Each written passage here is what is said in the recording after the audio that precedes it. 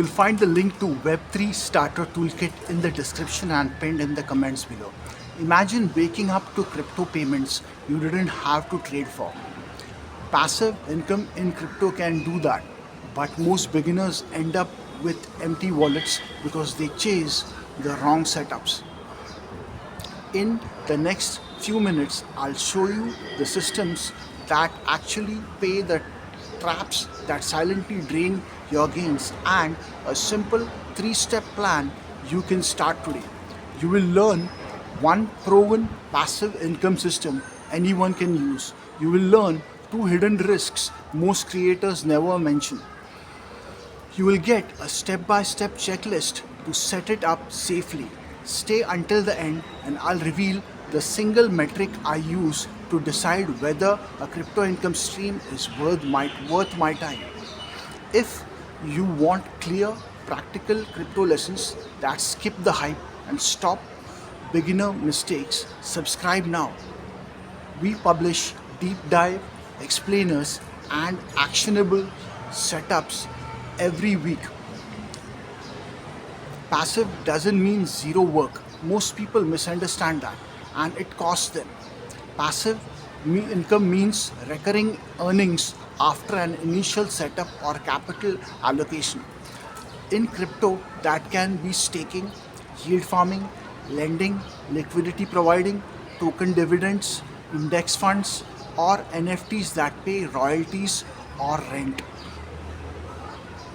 Think of it like a rental property. You put money down, set up systems like a lease and a property manager, and then you collect rent. Crypto systems are the digital version, but the rules change much faster. Picture deposits that seem to vanish overnight because of a single contract bug or rug pull. That fear is real but avoidable. Next, I'll rank these methods from safest to most profitable but risky and show the surprising number one method used by institutions. Which crypto passive option do institutions prefer? It's not what you think. Here is a simple ranking from low risk to high risk. Tier 1 is low risk and low yield. Examples include centralized exchange staking and regulated exchange savings accounts. Tier 2 is medium risk and medium yield. Examples include on-chain staking on major proof of stake networks and reputable over collateralized lending protocols. Tier 3 is high risk and high yield. Examples include yield farming, concentrated liquidity provision, and new token staking with very high annual percentage rates. Visualize a two-axis chart, safety on one axis and yield on the other. High annual percentage rates look sexy in screenshots. Many are unsustainable. Incentives designed to draw liquidity in and collapse. That excitement can flip to panic overnight. I'll show you how to spot the difference between a real yield and a fake one using 3 red flags. If you see any of these 3 signs, withdraw immediately. Never enter. Red flag 1 is tokenomics that rely on infinite minting. Look for endless supply increases and heavy emission schedules. Red flag 2 is a lack of transparent audits or an opaque team identity. Red flag 3 is liquidity that appears locked but still has back-end controls or active admin keys. These are the exact reasons hundreds of beginners' wallets went to zero in past cycles. It's heartbreaking and preventable.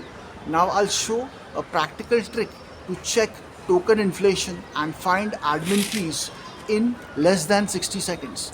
After testing dozens, here are 3 systems I actually use and recommend to beginners. System A is a blue chip staking on large proof of stake networks like Ethereum.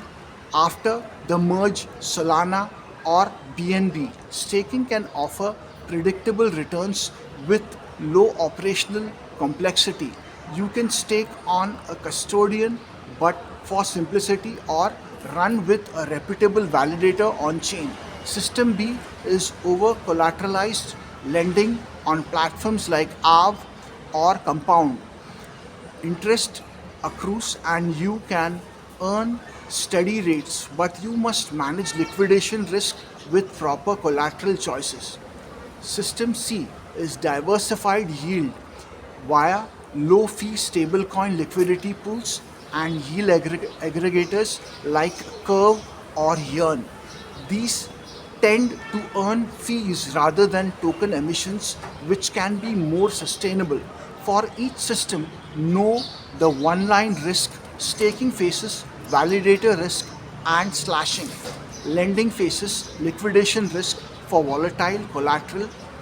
Yield aggregators face smart contract risk and impermanent loss. These aren't get rich quick hacks. They are reliable systems that compound over months and years if you stick to them. I moved 20% of my crypto to staking and slept better that quarter. Next, I'll break down exactly how I split capital between these systems and why that split matters more than chasing the highest annual percentage rate. Follow these exact steps to set up a secure passive stream in under 30 minutes. Step 1, safety first. Set up a secure wallet and backups. Use a hardware wallet when possible and enable two-factor authentication on exchanges. Step 2, allocation. A simple starting split is 50% blue chip, staking, 30% stable lending, and 20% yield aggregator. Adjust this split to match your risk tolerance. Step 3, monitoring. Set alerts, perform a monthly review, and limit exposure to brand new projects. Skipping step 1 is where people lose everything. One cold wallet failure can erase years of earnings. After this, I'll show the one metric that tells you when to exit a yield position. Hidden secret. Most high annual percentage rate opportunities are marketing, not revenue. Many protocols pay annual percentage rate by minting new tokens, which dilutes value. Real income often comes from fees and volatility capture, not token emissions. A protocol offering 200% annual percentage rate funded by minting can still destroy value over time. Contrast that with a mature fee earning pool that pays steady, smaller returns for years. This is the moment most beginners realize they were following screenshots, not economics. Knowing this changes your whole approach. Next, I'll show exit rules to protect your gains. Most people enter positions without an exit plan. That's how patience turns to panic. Rule 1, set a mental stop loss threshold for risky pools. Rule 2, use a profit taking schedule. For example, take 30% profits at 2 times your entry and 50% at 3 times. Rule 3, rebalance quarterly and move parts of gains to stable assets or long term staking. Set alerts in your wallet or a decentralized finance dashboard and check protocol health by looking at TVL, active users, and revenue. Imagine watching a 3 times gain evaporate because you never took profits. It hurts and it's avoidable. Finally, I'll give you the single metric I use to decide whether to commit capital. The single metric I never ignore is real revenue versus emission rate. Compare the protocol's actual income, such as fees or interest, to how much new token supply it mints to pay yields. You can find this using protocol treasury reports on-chain revenue dashboards like Dune or Token Terminal and emission schedules. If a protocol pays 100% annual percentage rate but mints 300% of token supply per year, the real economic value is likely negative. Using this metric saved me from a major rug pull and turned an apparent high annual percentage rate trap into a clear number.